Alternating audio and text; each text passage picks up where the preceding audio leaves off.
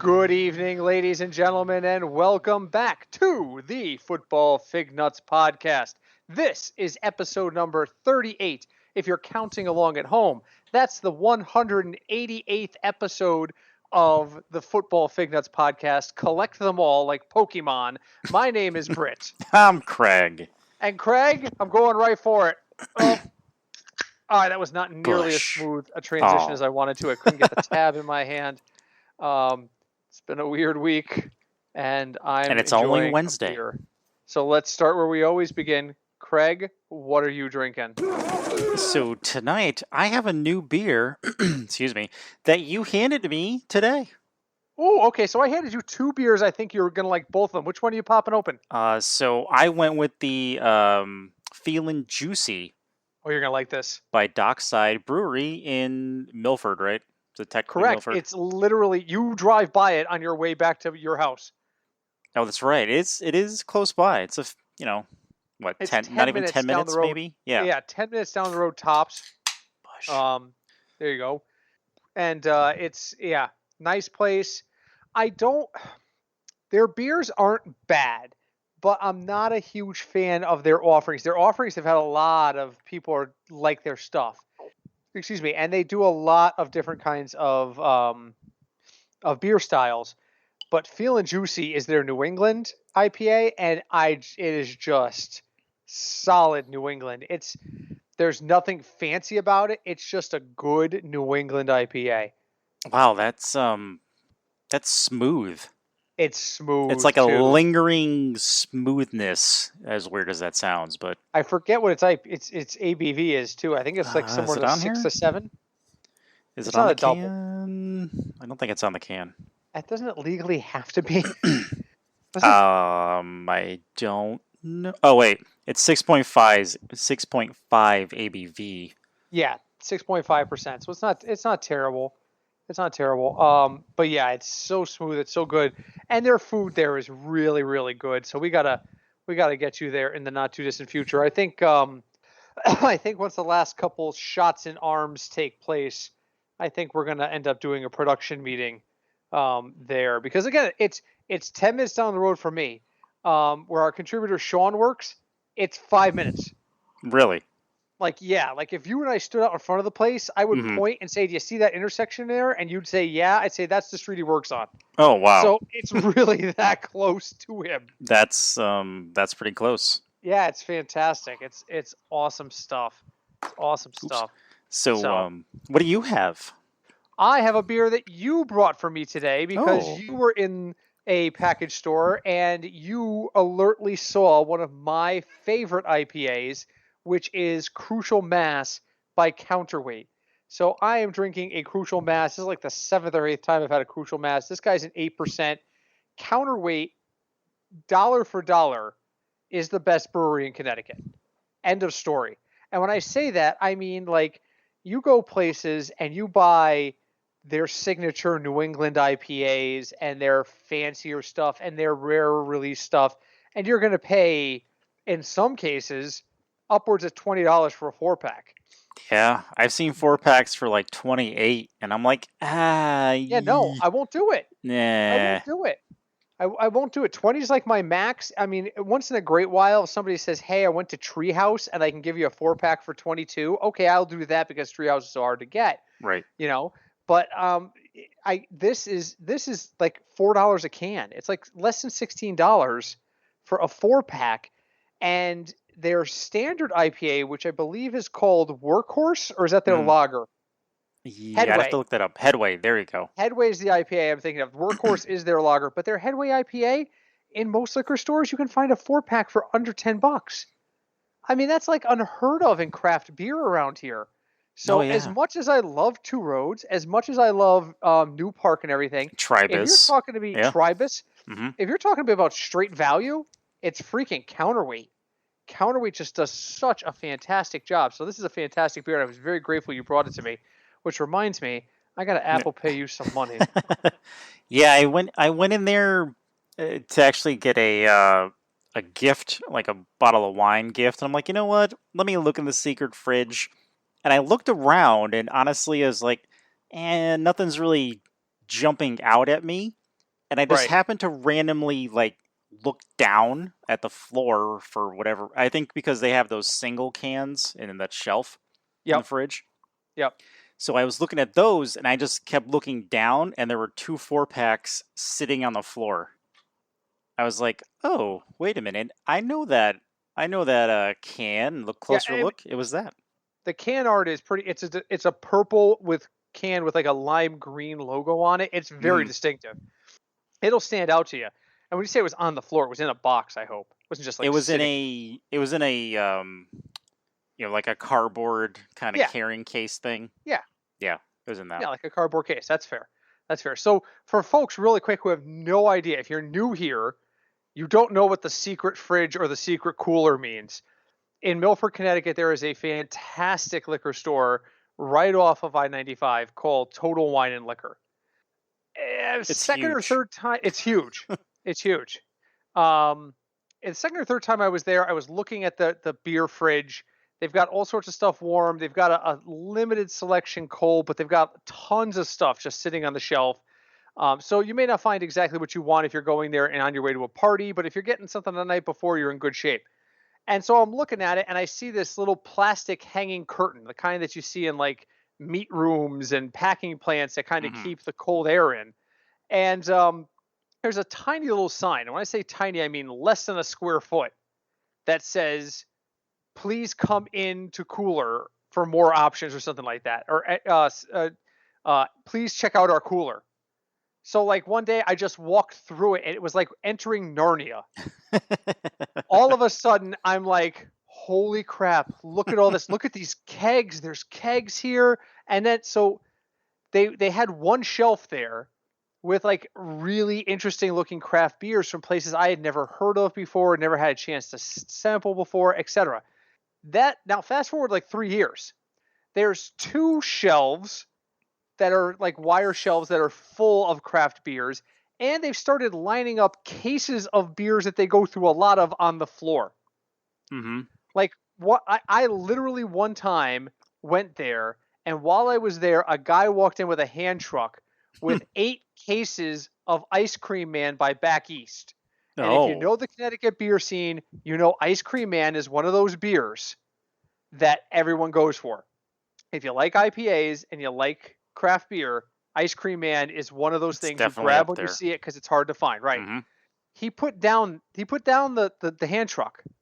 Before I could turn around and take 3 steps, 2 of the cases were gone. Wow. He was followed through the door by 6 guys who were like following a scent. He was like the Pied Piper. 2 of the cases were gone. People were literally just grabbing 4 packs and shoving them under arms. I think one guy looked at the guy with the hand cart and went, "Is there a limit?" And the guy just shrugged. Oh, I so don't he work here. literally picked up like 3 4 packs and flew out the door. I just went and grabbed the 1 4 pack, but I was just like, "That's how that place works." So when we talk about the secret fridge or the secret cooler, that's what we're talking about. That's where they Yeah. hide the really, really, really good and And hard to find beer in there. I don't think they have a limit. I've never seen a limit anywhere in there saying, only one per customer or something. Oh, I have. Have you?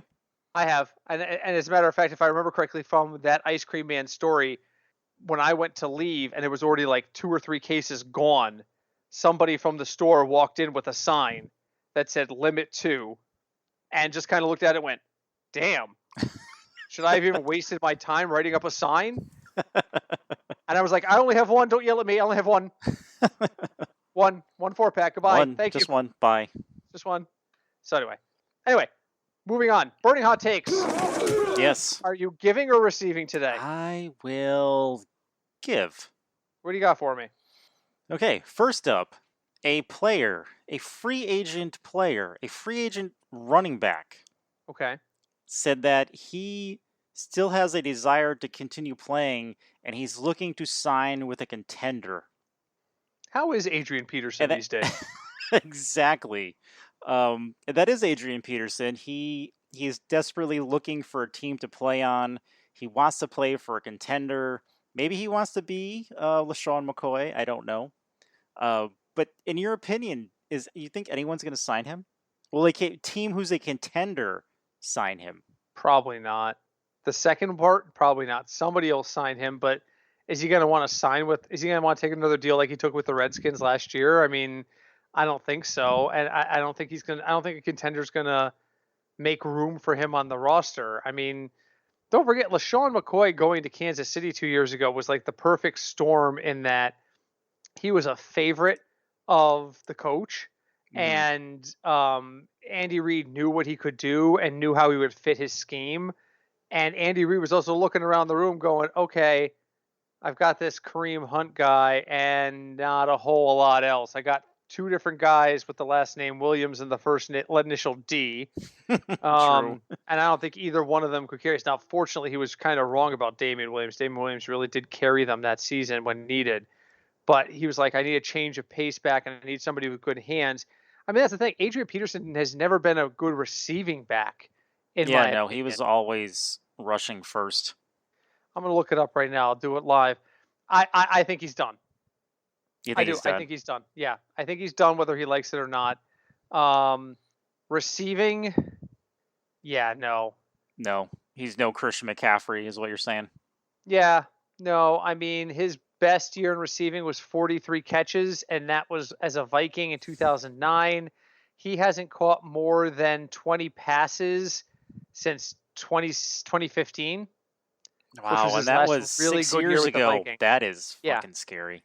that was the 1,400 yard season he had. 1,400 yards, 11 touchdowns, where he led the league in both.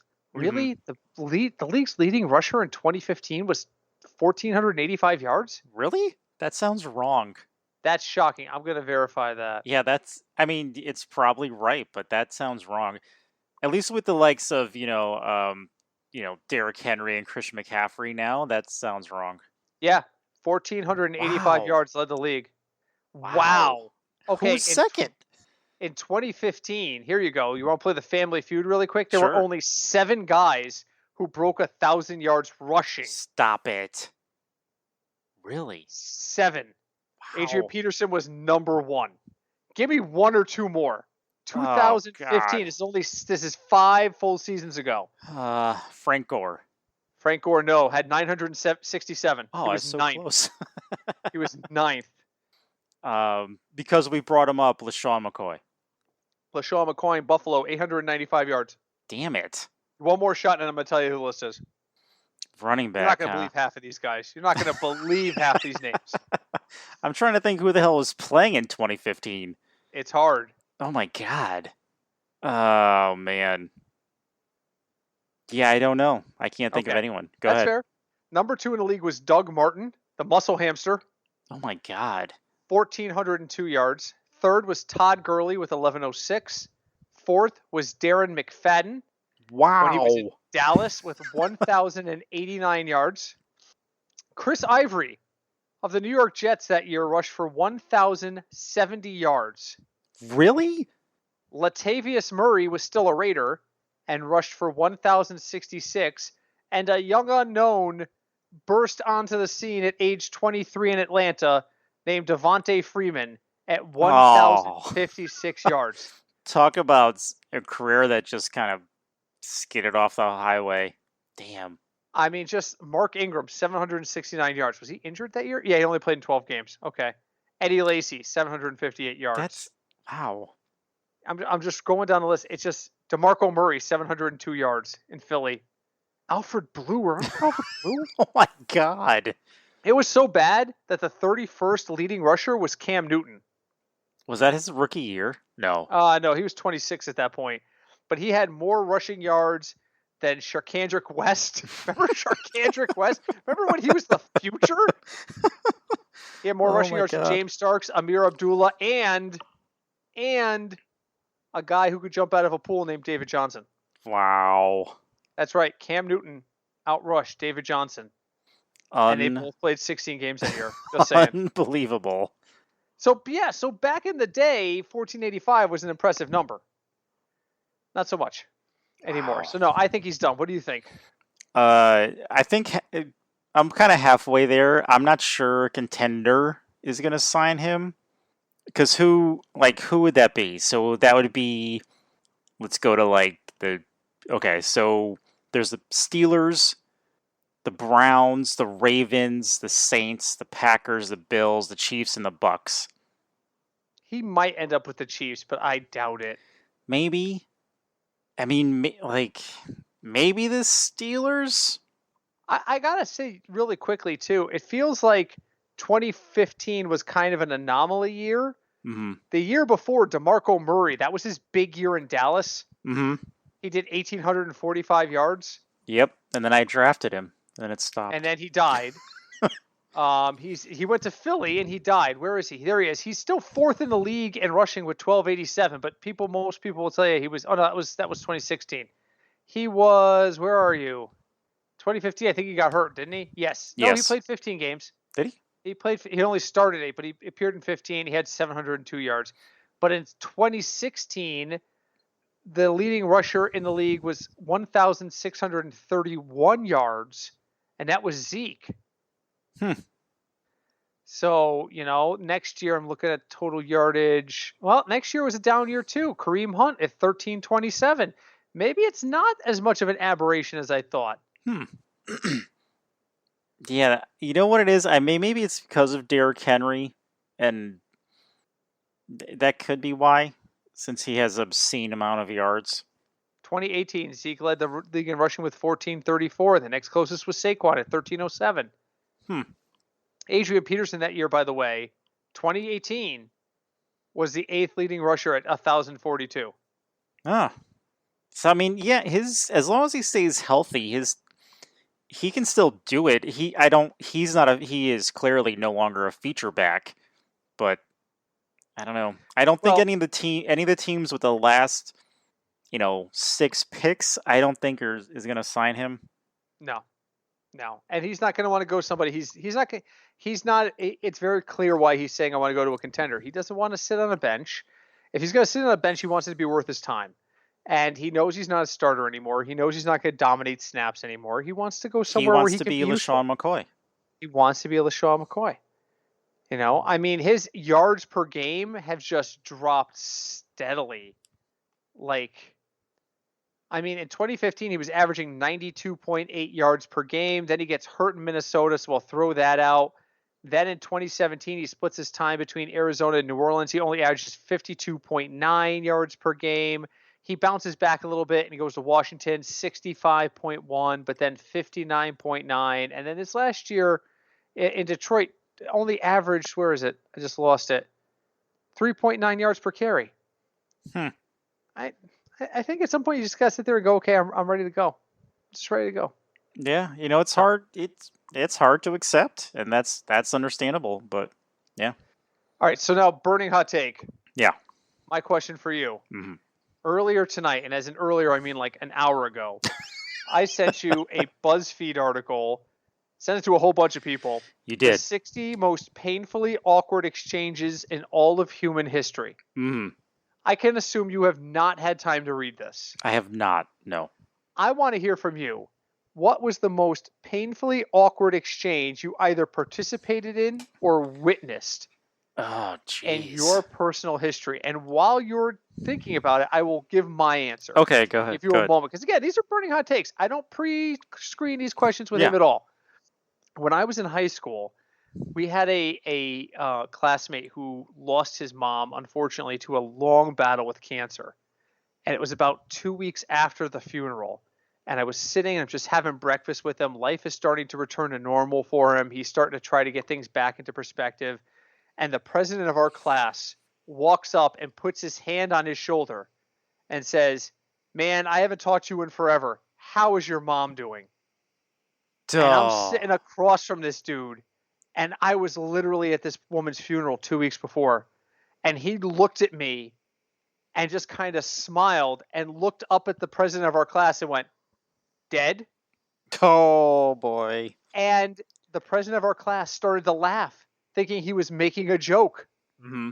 And said, "No, really, man, how is she doing?" And he repeated, "She's dead." And so the president of the class looked at me, and the look on my face was just abject horror. Oh, no. Like, oh my God, you have one job as the supposed leader of our high school class.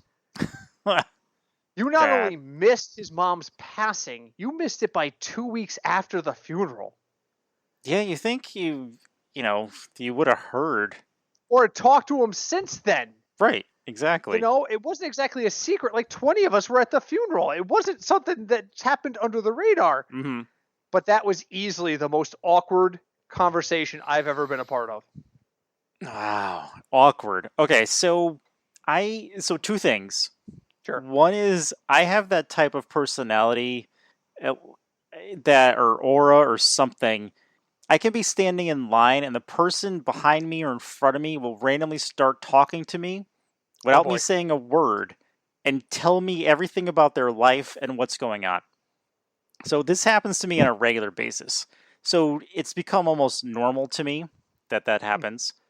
So give me one. Give me a good one. If you're telling me it's too hard to pick out one because there's so many, well, here's the thing. toss one out. Here's the thing. That's so to me that's become so normal. I don't pay attention to them anymore. But the most awkward thing that I've had happen to me, and I also work in retail, so there's a whole list of weird things that happen. Oh yeah. But there was one time at one of my jobs where I wasn't working retail. Okay. I was working at a local, which is no longer there, a local dog track. Okay. Okay. I had 3 different jobs at the course of that being open. I had 3 different jobs at that dog track. The first 2 were in security. Nothing too horrible really happened there. Actually, kind of boring. So, but my third job, I don't even know why I did this. Like, I guess because I really needed a job. They hired me to print out their race books. Okay. Every day. So what would happen is, the owners, trainer, whatever, they would send the racetrack the dogs and their numbers they were going to race that day for each race. There's X amount of races. Weekdays weren't that bad. Weekends were busy, so there were a lot more races on weekends. So it was a Saturday or Sunday. So I get there, I start printing stuff out, and now the machine, for whatever reason, the machine they had to print out the books was a multi-tiered printing kind of press thing. Yep, right? I'm familiar with them. Yep. And I swear to God, it was probably one they found in the Highlight building. It was that old. Yeah. And this was this was like in 2000. And it was... Yeah, so before you go any further with that, don't forget, the building that housed that dog track used to be a Highlight. Yes. For like 20 years. They probably just kept the printing press. They did. They must have, because this thing would jam all the time. It wouldn't staple. It wouldn't crease things. I think I still have a mark in my hand from having to manually crease paper. But so I'm printing the race books, and it's a weekend. There's a lot of people showing up, and I check random ones, right? Because I cannot check all of them, but I check it randomly. Looked right. Right. So I print a whole bunch out. And by a bunch, I mean, like 100 or more. And I give it to whoever, and they take it out. And then, a couple hours later, I find out that the race book was missing a page. Oh, boy.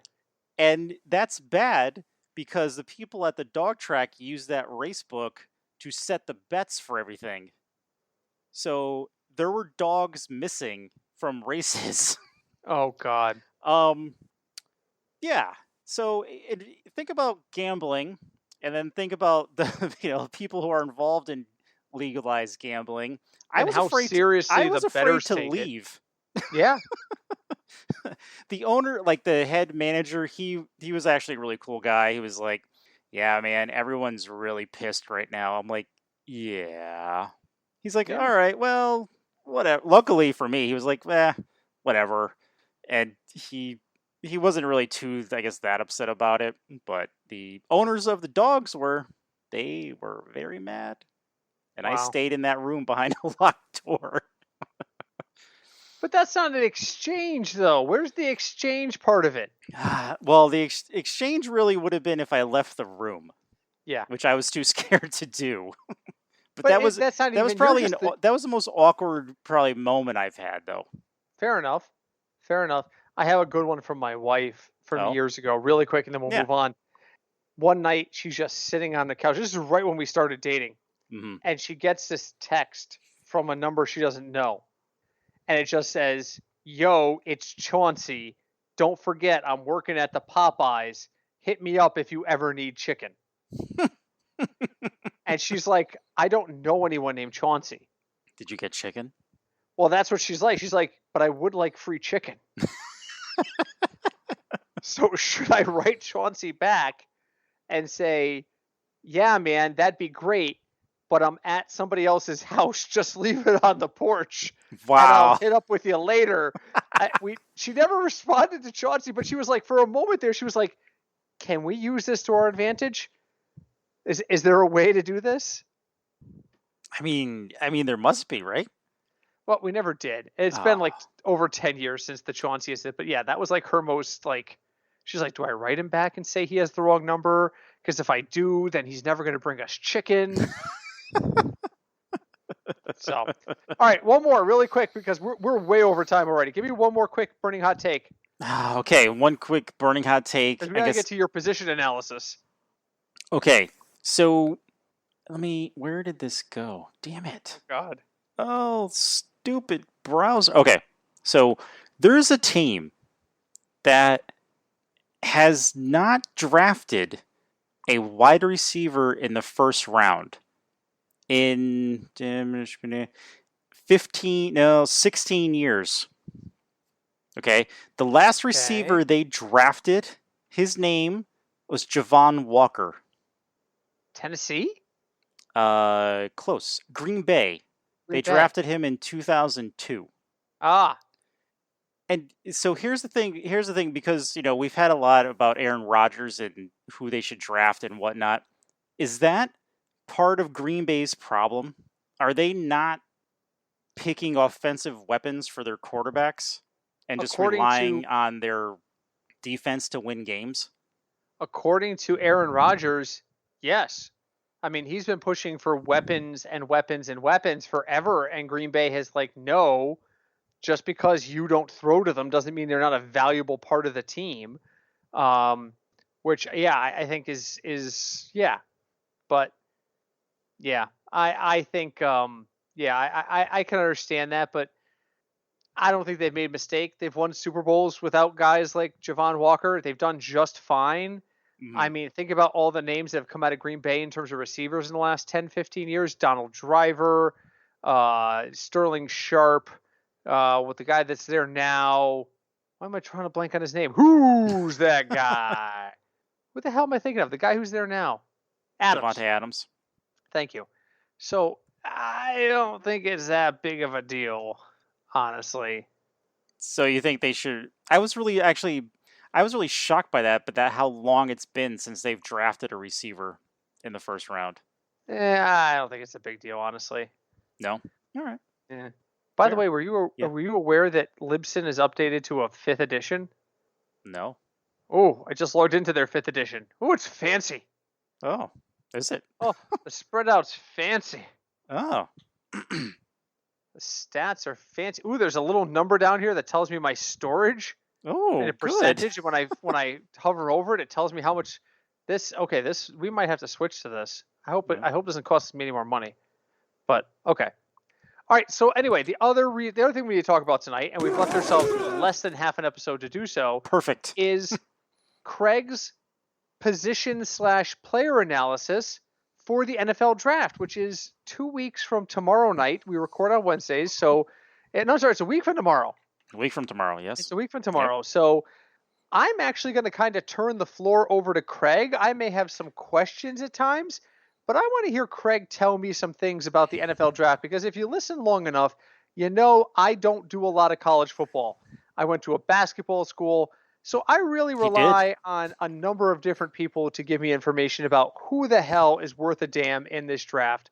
So Craig, take it over. Tell me, who am I looking for in the first round, or do you want to go by position? However you want to handle it, but educate me on the NFL draft. I think we can just go by. We can sort of go by draft order, because I think that's just easier. Okay. And yes, Britt did go to a basketball/farm school, so hey. It's only a cow college because it was founded by cows. That's true. And Dan Orlovsky is your claim to fame to the Dan NFL. Orlovsky is like the lone member of our Hall of Fame for football. Yes. Actually, we have a number of notable players, but go on. Let's Yes. do Sorry. that Sorry. first, and we'll Okay. talk about that another Yeah. time. So okay. So first round, first pick. Everyone already knows he's essentially the Joe Burrow of this season, this draft, is Trevor Lawrence. Yeah. Trevor Lawrence is going to the Jags. I see no way the Jags are getting rid of that pick or trading it. I don't see them changing their mind. That's what they're doing. And it's clear and cut. Next on the list is the Jets picking at 2. Now, here's the funny thing about the Jets. Oh, boy. Apparently, the 49ers called the Jets earlier in the year. And they said, hey, why don't you send us Sam Darnold and we'll send you our first pick? And the Jets, being the Jets, said no. Because apparently they were concerned about Zach Wilson's shoulder at the time. Honestly, if I was the Jets, I would have taken that as soon as they offered that. Because you essentially would have had, 2 first-round picks. Actually, they'd have 3 first-round picks if they did that. Sure. So that's kind of a goof on the Jets. I know they were concerned about Zach Wilson's shoulder, which they are no longer concerned about, but I really think that was a wasted opportunity to me. Third would be the 49ers from the Dolphins. They're gonna. I think they should draft Justin Fields. Okay. I think he's considerably, as of right now, from things I've seen, I think he's more talented than Mac Jones. I think he's a lot more versatile than Mac Jones. Mac Jones is a classic quarterback, pocket passer. I think basically they're going to get Jimmy Garoppolo again if they draft Mac Jones, and I don't know if that's going to work. I know there was some concern about Justin Fields because he is on medication for epilepsy. He has been for most of his life.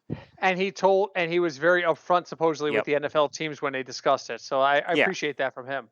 Yeah, so he, and I know, the NFL or teams have medical trainers to be like, I don't think he's had any concussion history, so he should be okay with that. Mm-hmm. The 4th-round pick, now, and we've mentioned this before, the 4th-round pick is Atlanta.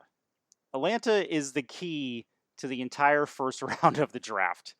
Okay. If anyone is going to trade another pick, it is going to be Atlanta.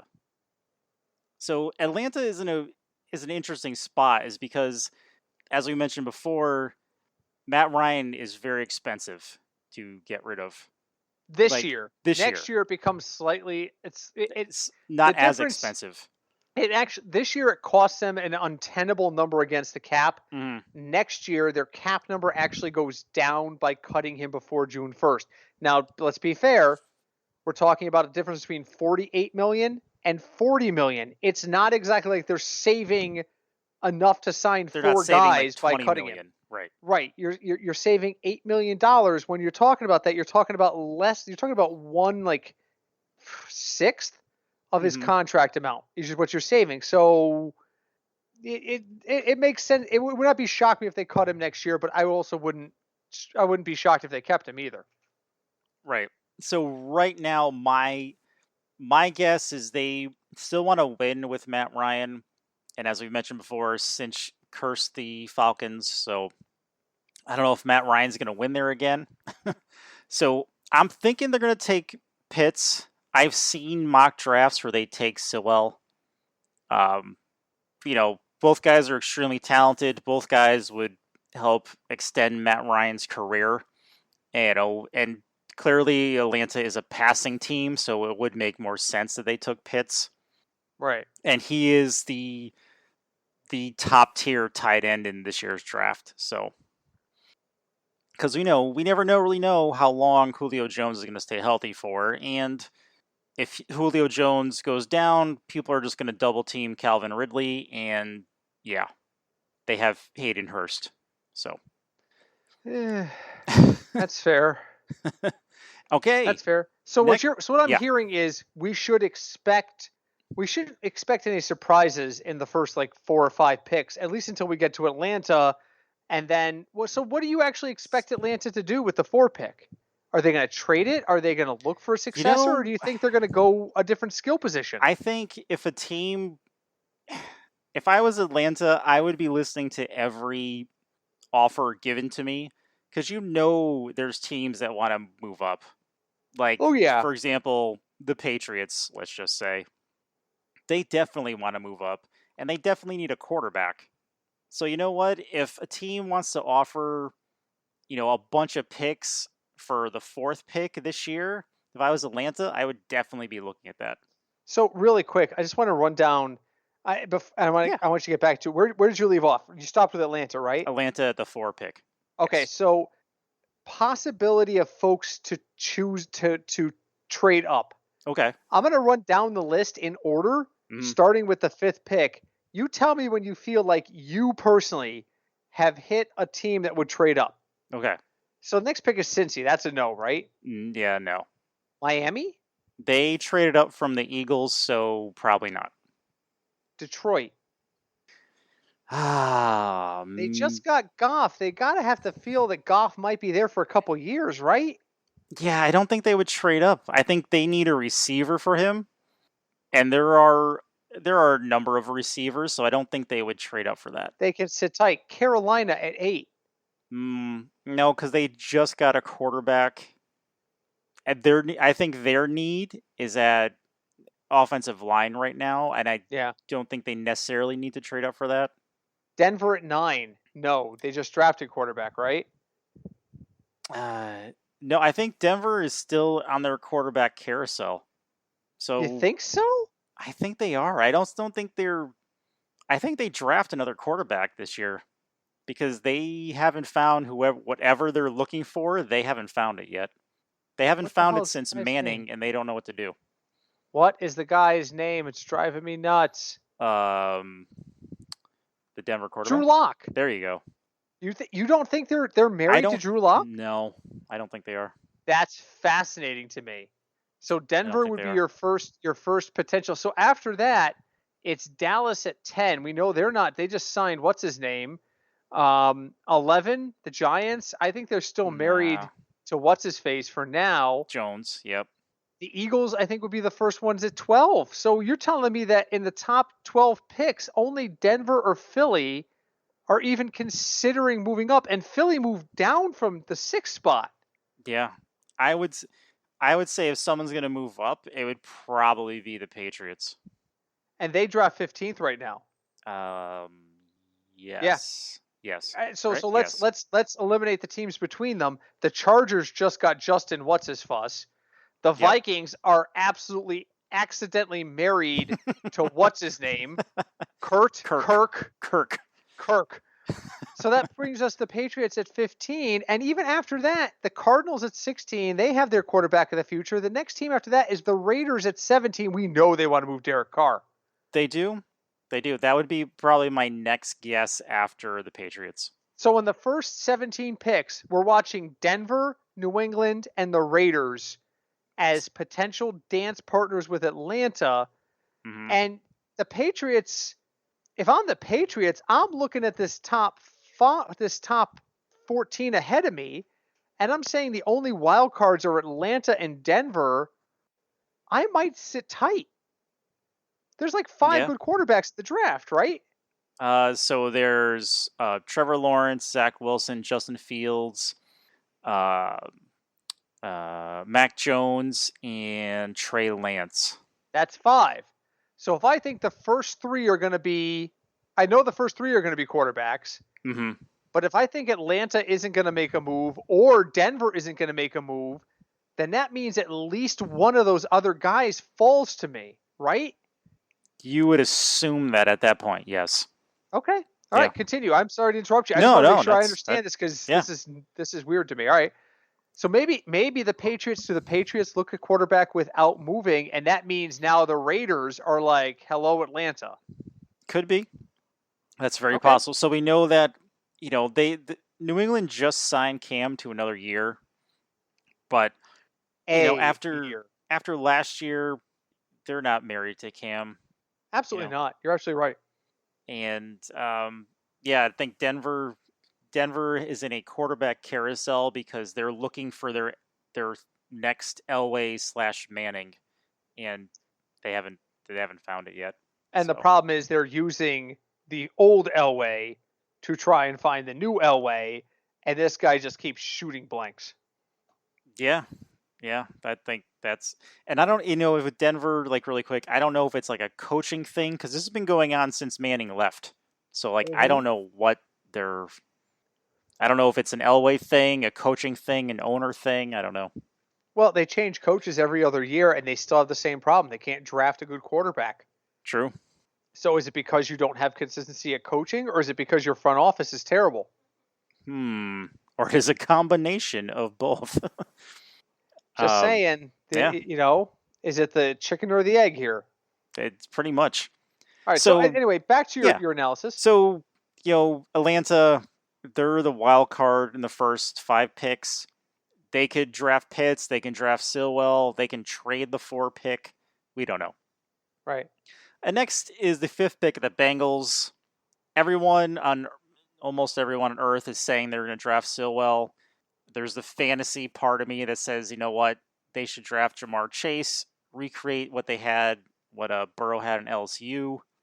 Right. You know what? If the Bengals draft Chase, I'll be thrilled. If they draft Stilwell, I'll be thrilled. Either one of those guys makes them a better team. What about the one tight end guy? Pitts? Yeah. I mean, he would also be an improvement, but then they would have 4 tight ends. Like, I don't know what they would do doing. Easy. You cut CJ Uzoma. I guess, but he has a cool name. He does, but he saves you cap if you cut him. This is true.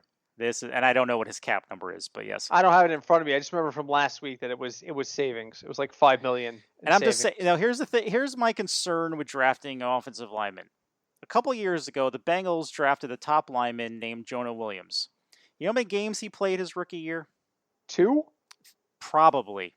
He got hurt. What was the name? I'll look it up. Jonah Williams. All right, you continue. He did not really play his rookie year. And then you know what happened? The same thing. So that is my concern with drafting an offensive lineman. I mean, yes, he could be the next Anthony Munoz. Great. Well, wonderful. They just drafted him this past year, right, Jonah Williams? Yeah, year before. I'm showing him as 2020 as his first season. Number 73? Yes. All right, his first season was this year. They drafted him last year. Sorry, pandemic times doesn't exist in my head. That's fair. That's fair. When I read today that Aaron Rodgers was the last existing first rounder still playing because Alex Smith retired. Really? Yeah. Oh my God. In the 2005 draft, there is only one player. Okay, that was 16 years ago, folks. Shit. 16 years ago. Aaron Rodgers is now the lone survivor of that first draft class. And I'll pull it up in a second so we can talk about it. But yeah, so Jonah Williams was drafted. His first year in Cincinnati was 2020. He appeared and started in 10 games. I feel like that, did he start? Yeah, according to this, he started all 10. I don't feel like no. So, really quick, yeah. Just the first round before we get back into it. Of the 2005 draft, Alex Smith retired. Ronnie Brown never went anywhere. Braylon Edwards, I'm pretty sure he's in jail. Oh, man. Cedric Benson. Yeah. Hey, Sean. Cedric Benson. Number 5, Cadillac Williams. Number 6, Adam Pac-Man Jones. Adam Pac-Man's not in the league anymore? No, he was a Bengal, and then they cut him, and then he's had off-field issues. All right. Troy Williamson, wide receiver in Minnesota. I don't even know who that is. Antrell Roll, defensive back. Carlos Rogers, defensive back. Mike Williams in Detroit. DeMarcus Ware in Dallas. Wow, DeMarcus Ware is not in the league anymore.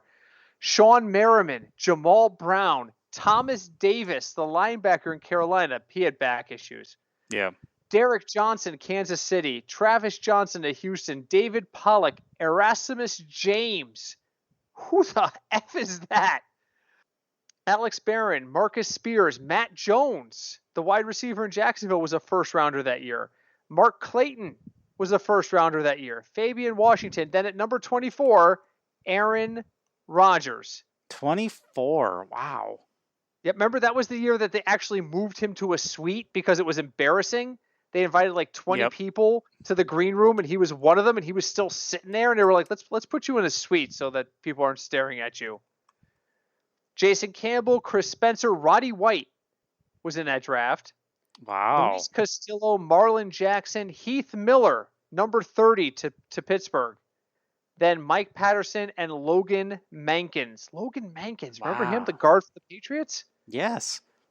Oh, quick correction. So Jonah Williams got hurt last year. I'm thinking of Billy Price, who got hurt and missed. Well, I can't help you if you give me the wrong My name. My bad. Sorry. Anyway. Billy Price was drafted in 2018. That's who I'm thinking of, and then he got hurt his second season, and then he's been hurt each of the last 2 seasons. Well, no, he appeared in all 16 games. He only started one. Right. Okay. He got drafted. I'm sorry. Back to they expected him to start, and then he got hurt, turned into a backup. That's who I was thinking of. Back to your analysis, right. then. Just yeah. Anyway, I'm sorry. I keep distracting. It's my bad. Going on to the next pick after that, I think they got it from the Eagles, is the Dolphins. The Dolphins, here's what the Dolphins are going to do. So between Kyle Pitts, Jamar Chase, and Stilwell, whoever out of those 3 is left when it's their pick, that's who they're going to draft. Best available situation is what you're telling me. Yes. Okay. That's, if Pitts is there, they're going to take him. I think out of those 3 guys, whoever is left over, that's who they're taking. Okay. Then at the 7 pick, who do we have? It's the Lions. Is the Lions. The Lions need a receiver. I think they're going to take Jalen Waddle. Okay. They need a receiver. That's there's really no question about that. Because who else do they have a receiver right now? Well, they let like half their receiving core go. They did. That's why I don't know who's there or who's left. I'm trying to look it up right now on the fly. You move on, and I'll come back to it. Okay. Next is the Panthers. The Panthers are clearly in a rebuilding spot. So who the Panthers take here? Good question. You know what? I think they take a lineman. That's my help. Offensive line? Offensive line. Okay. Or if for some reason, because I've seen multiple mock drafts, and Pitts actually falls further than I thought he would. So I've actually seen the Panthers taking Pitts. I don't think he's going to get that far, but okay. And then who do we have left here? All right, just really quickly to jump back in. Yeah. So Galladay and Marvin Jones have both left. Right. Which leaves, according to the current depth chart, according to ESPN, leaves Tyrell Williams, who's already questionable, Brashard Perryman, who I think is eligible for Social Security, he was a Jet last year. And Quintez Cephas. Who? Quintez Cephas, who, if you remember, around this exact time last year, we were like, this is the best name in the draft. We don't know anything about the guy, but he's the best name in the draft. They've also apparently signed a Geronimo Allison. Really? Geronimo Allison, for the 3 games he'll actually play for you, will be there. Oh. All right, so back to Craig. Where did we leave? Was that the Panthers? Yeah, you're on the Panthers. So 9 is what? The Broncos, provided they don't trade up. I can't see them going quarterback. I think they have more faith in Drew Lock than you're giving them credit for. Nah, I don't know. I don't think Drew Lock is destined to stay there. Okay. But that's just how I feel. Just using, just the history of Denver. But if they don't take a quarterback, I feel like they actually are one of the first teams to go defense. That's just my guess. Okay. Who was after them is the Cowboys. Cowboys at 10. Cowboys at 10. All right. So the Cowboys, again, are another... They also need help on defense. My guess is they're going to take either Patrick Surtain. Remember his dad? That's scary. Oh, my God. Yeah. Dude, we're getting old, man. God damn it. And then or Micah Parsons, a linebacker. I think they're both really good choices. They are, and Dallas would improve either way. Yeah. So So let me interrupt you there. So that's your thoughts on the top 10. yes. Just one or two questions to throw at you because you know a lot more about this than I do. I'm really more of the tell me where they're playing and tell me what the scheme is, and I'll tell you what I think they're going to do kind of guy. And we are almost out of time. Who's the surprise guy in the draft? Who for you is the guy that's outside the first like 10 picks or so, but has the potential to make a big impact? Give me a name of a guy. Doesn't have to be first round, but a guy you're looking at and you're saying to yourself, this guy is going to be a pro. That isn't obvious. Isn't obvious.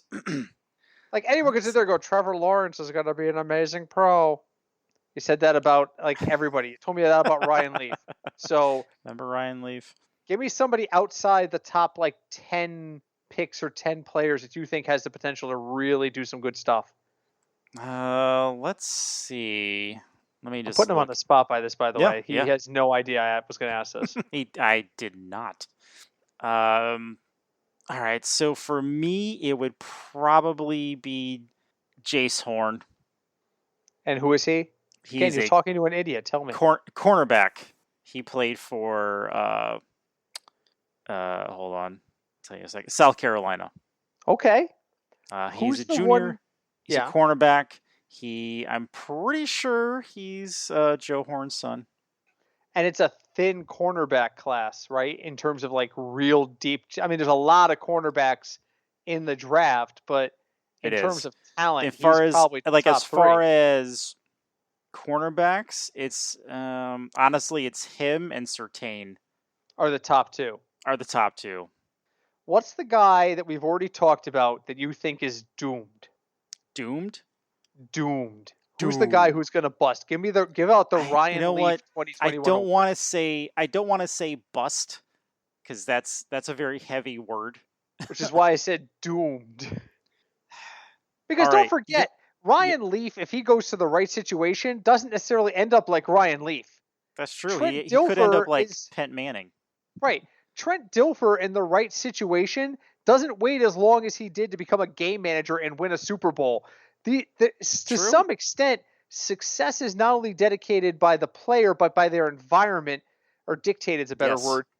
Tell me the guy who's doomed to not do well. Like, you know what we should call this? Mm-hmm. The Sam Darnold Award. Because Sam Darnold was doomed the moment he was drafted by the Jets, and now he's got a chance to make something better of his career after the Jets. Who is doomed in this draft class? In this draft class, you know what? Part of me is very worried about Trevor Lawrence. That's the one I was going to pick too. Because he's going to the Jags. The Jags are not, last year, not well organized. They have a new coach coming in from college. Yep. Is it going to work? Don't know. Expectations are going to be really high on this kid. Yeah, and you know what? If they win 5 games, I'm not going to be surprised. You know? So what happens with Gardner Minshew? Do they start Gardner Minshew until they're 2-5, and then all of a sudden they bring the kid in? Is that what they're going to do? I think, you know what? Sadly, I think Gardner Minshew automatically just lost his job when they draft Trevor Lawrence. Just like he did to Blake Bortles, so it suits him well. Yep. Because Urban Meyer, I don't know, because I think he's going to try to coach the team like college. Yeah. And when you make that transition from college to pro, you're no longer playing for the coach, right? Because you're getting a giant paycheck, and the coach is really working for you. I've often said that about the NBA. In college, you play for a coach. In the NBA, the coach works for you. Right. Owners are going to ditch coaches faster in professional sports than they do in college sports, because in college sports, you have a definitive shelf life of 4 to 5 years. Right. Coaches don't. In the NBA, you find a franchise player, or the NFL, you find a franchise player, they could be there for 10 years. Mm-hmm. It's different. The coach? Eh. Yeah, replaceable. Yep. Replaceable in the pros, not replaceable in college, because the players have a shelf life, and that's different than the pros. That's Exactly. different than the pros. Okay, Exactly. so final question and then final thoughts, because we're already over time, but that's okay because we're not going to be here next week. It's fine. What are you most looking forward to seeing in the NFL draft next week? Seeing as in, like, who's going to go where, or... At what point do you put down your beer, clap your hands together, and rub them like an evil genius and go, all right, here we go? You know what? Honestly, the Atlanta's pick. That 4 pick. That 4 pick is the most interesting pick in the draft right now. I have a crazy feeling we're going to reach that point. We're going to be sitting there, and it's going to go, here comes the commissioner, the pick is in, and the commissioner's going to walk up to the podium and go, we have a trade to announce. I got this gut feeling that Atlanta is going to punt here. Mm-hmm. I just have the who feeling. do they? The question is then, who do they punt to? And that's what I'm most interested to see. The first, you know what it is? It's going to be the first trade of the draft. And what are the odds? Follow-up question: what are the odds of a trade in the first round? I want to put it like 85%. Yeah, I would agree. Someone's going to move up or move down at some point. Either Atlanta and Cincinnati and Miami stand firm, and all of a sudden the Raiders are like, crap, we're not going to get a quarterback. We're going to panic and pay the Lions for their pick so that New England doesn't get our guy. Mm-hmm. Or none of the quarterbacks are going to go, and people are going to start trading down because Detroit's like, okay, well, it's not as valuable as it was before. The guy we want is much later. So, I just sense it. I sense this is either going to be a buyer's or a seller's market, but either way, sales will be made. True. Very true. That's what I'm looking forward to. My gut, if there is a trade, my gut feeling is it's the Patriots getting Atlanta's pick. And that was my next question: is who's the likely partners there? So that's my guess. That's good. I can agree with that. It's either going to be them or the Raiders. Okay. I think that's pretty accurate. I don't know if Atlanta's going to be the one trading down, but I agree that if anyone's trading up early, it's likely New England or Vegas, unless somebody comes out of the left field. And if they do, they're going to have to pay like crazy. Watch it be like the Colts. Like the Titans at 22 decide they're going to trade up and go get the quarterback of the future because they've realized that Ryan Tannehill's their quarterback. But to move down to 22 is going to cost you massive. Yeah. Like you're talking 3 or 4 picks easy over the next 3 years. So believe it or not, we're out of time. Sad. Yep. Give me your final thought. Final thoughts? Remember when it was a Super Bowl and, we thought we had some off time and now the off time is over. Was there a Super Bowl? I don't remember there being a Super Bowl this year. I remember the Chiefs winning the AFC Championship, and that's where my memory ends. Yeah. Yep. I have no memory of that beyond that. I don't blame you. It's okay. It's okay. My final thought is I'm not ready for the season to begin, so I refuse to accept Craig's final thought as factual. Fair. I'm going to live in a fantasy world where I have like another 3 months off before I have to start draft prep. Well, and I don't have to worry about it. Technically, I mean, Draft prep, you know draft. You and I both know best ball leagues go live the day after the draft. Wait, hold on, really quick. Is best ball still a thing? Is it back? Oh, sure. I thought it wasn't around last year, right? Because FanDuel. No, it existed. It just didn't exist on draft.com, which got bought out by FanDuel. But there's a site called Best Ball Tens that does like $10 best ball leagues. I did like 2 or 3 of them last year, and I never went back and saw if I won anything. You should check. I really should. Best Balls 10. There it is. See if Britt won any money. You've won $200. Jesus, I'd be like, yeah, boy. I guarantee I didn't. I don't even remember what the teams were, but they were bad. They were bad. Do you remember the year I was doing the draft? I was sitting at Two Roads. Was this like 3 years ago? Mm-hmm. I was sitting at Two Roads, and like with a second overall pick, somebody took Deshaun Watson and then began screaming at the lobby that they had just won the league and everybody else could F off. Yep. I'm like, dude, really? You think so? I remember Good luck with that. I can't remember my password. It's been so long since I logged in. Wait, maybe this might work. Hold on. Okay. Doing it live. Hold it on. My teams. Yep. My historical teams. Oh, I did. I did one league Okay. last year. I finished 4th. Ooh. Did you win anything? No. Oh. Let me see if I can see. Let's see who this.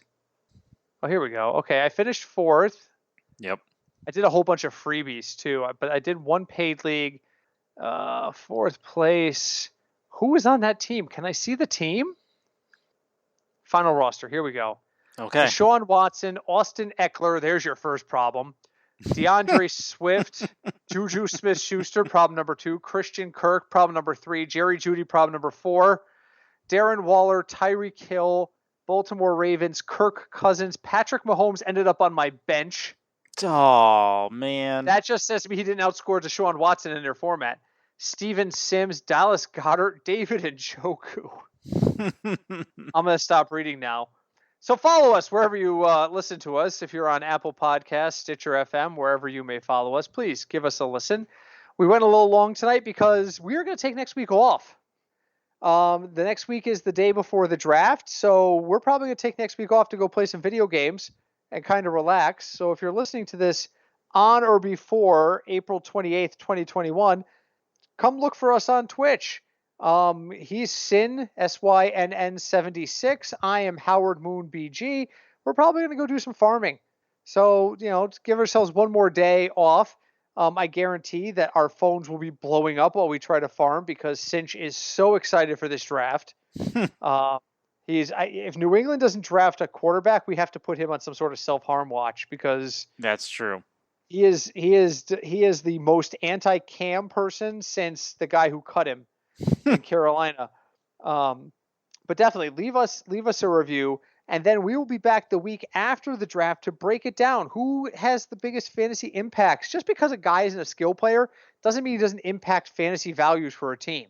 Don't ever forget that. Defensive players that keep offenses on the field longer boost those offenses. Offensive linemen affect the value of the other players on their offensive squad. It is a trickle-down effect when the right guys fall into the right places. So we'll be back to discuss that. So, Craig, as always, thank you for joining us. Oh, thank you. Thank you for the Crucial Mass. It was excellent and delicious. Oh, you're and welcome. We will plan on coming back 2 weeks and breaking down the draft. Until then, thank you for listening. My name is Britt. I'm Craig.